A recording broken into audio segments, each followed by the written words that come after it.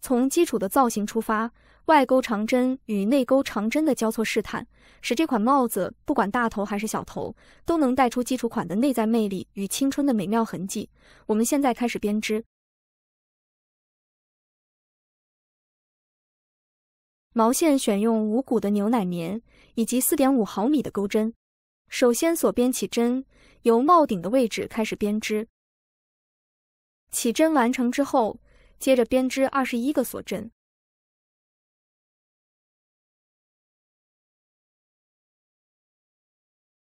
第21针结束，我们返回倒数第2针，在锁针的背面调里山的一根线，在这里编织一个引拔针。后面按顺序编织，一共钩织10个引拔针。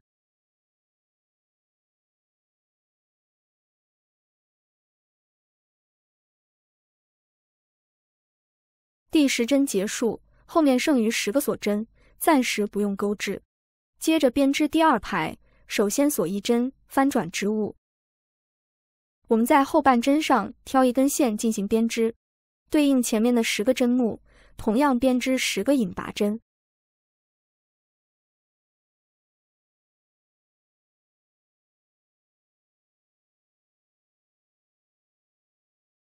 第2排结束，第3排继续锁1针，翻转织物。同样在后半针上挑一根线，首先按顺序编织10个引拔针。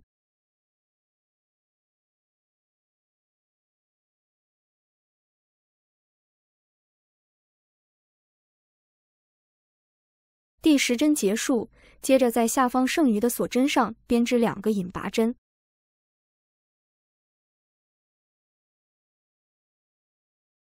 第3排结束，第4排继续锁1针，翻转织物。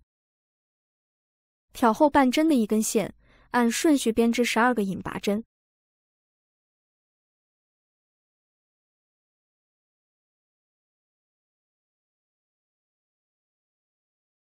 第4排结束，第5排同样锁1针，翻转织物。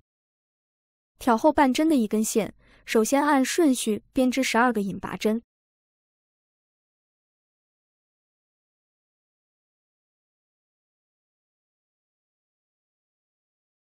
第12针结束，接着在下方剩余的锁针上编织2个引拔针。第5排结束，后面的部分继续按照前面的方法进行加针，在左侧的10个锁针上逐步延续，一直加针至20个针目，一共编织12排引拔针。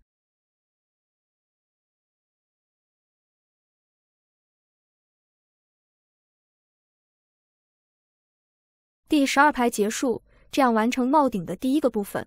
接下来我们在第12排的针目上继续重复第1排的花样，将第12排比作第1排的锁针链。首先锁1针，翻转织物，在后半针上挑一根线，按顺序编织10个引拔针。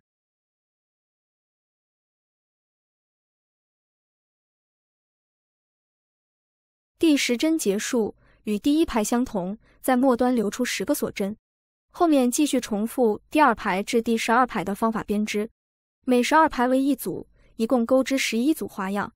如果需要减小尺寸，可以钩织10组花样。同理，如果需要加大尺寸，可以编织12组花样，根据实际头围改变帽顶的大小。第11组花样完成之后，接下来我们将2个侧边缝合固定，并将帽顶中心收紧。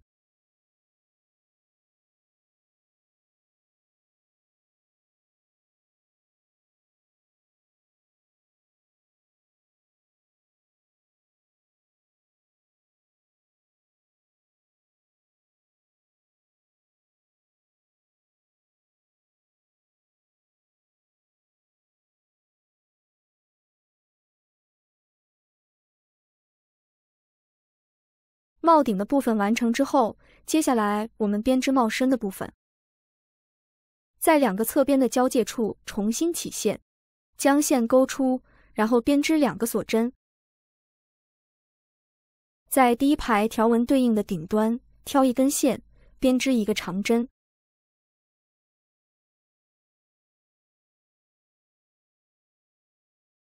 在第二排条纹对应的顶端增加1针，编织2个长针。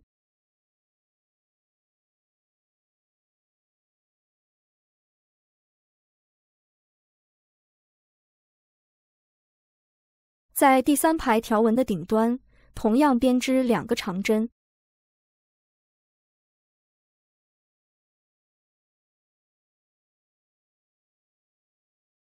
后面重复编织，按照前面这5个长针的顺序，一共循环22组花样。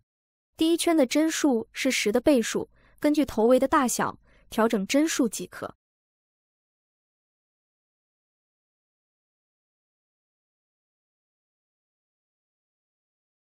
第一圈结束，最后在第1个长针上编织一个引拔针。第2圈首先锁2针，翻转织物，在第1个长针上编织一个外钩长针。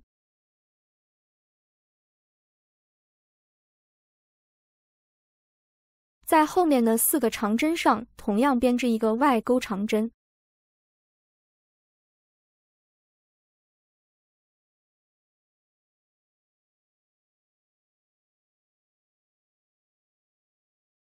第5针结束，在接下来的5个长针上编织5个内钩长针。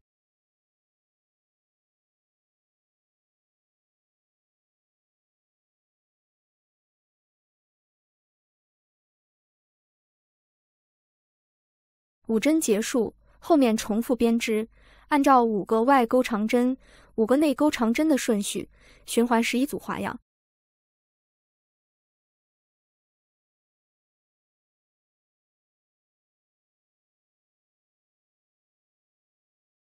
第2圈结束，最后在第1个长针上编织一个引拔针。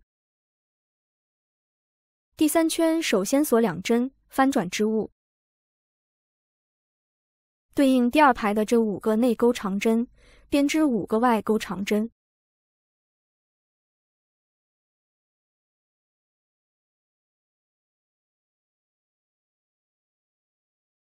第5针结束，在接下来的5个外钩长针上编织5个内钩长针。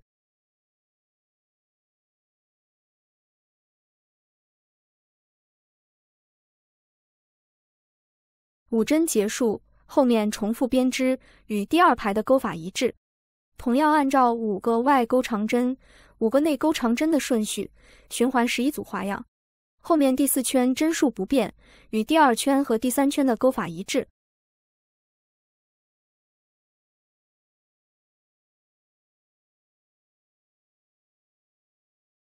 第4圈结束，接着编织第5圈，首先锁2针，翻转织物，对应第4排的这5个内钩长针，编织5个内钩长针。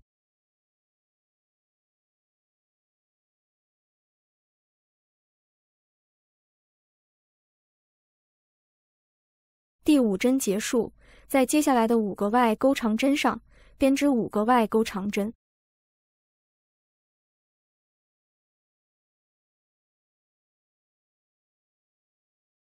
5针结束，后面重复编织，与前面3排的顺序刚好相反。我们按照5个内钩长针、5个外钩长针的顺序，循环11组花样。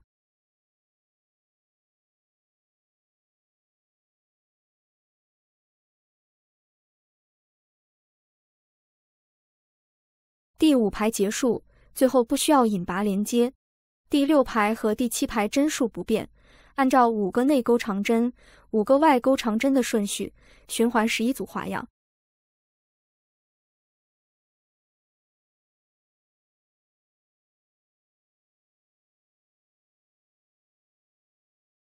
第7排结束，后面的部分继续按照前面这6排的方法编织，每3排为1组往返编织，最后不需要引拔连接，一直钩到第16排即可。行数可以根据需求增加或减少，以此来调整帽身的长度。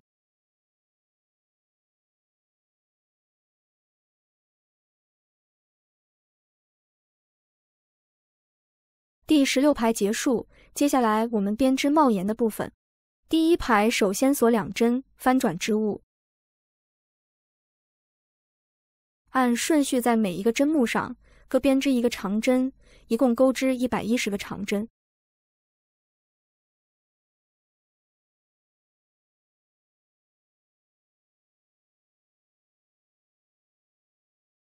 第一排结束，第二排首先锁2针，翻转织物。在第一个长针上编织一个外钩长针，在第二个长针上编织一个内钩长针。后面重复编织，按照一个外钩长针、一个内钩长针的顺序，循环55组花样。后面第3排和第4排针数不变，按照相同的方法编织。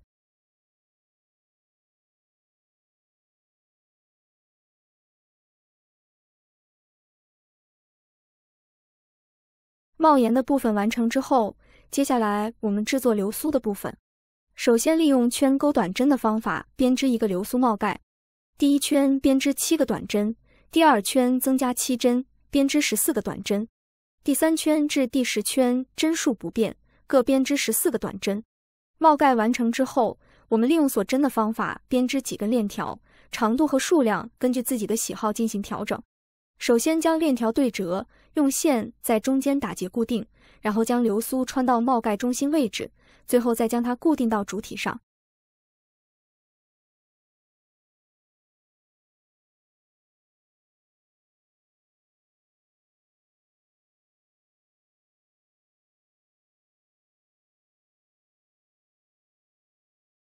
现在我们这一款流苏霍尔帽就完成了。本期的内容就到这里，我们下期再见。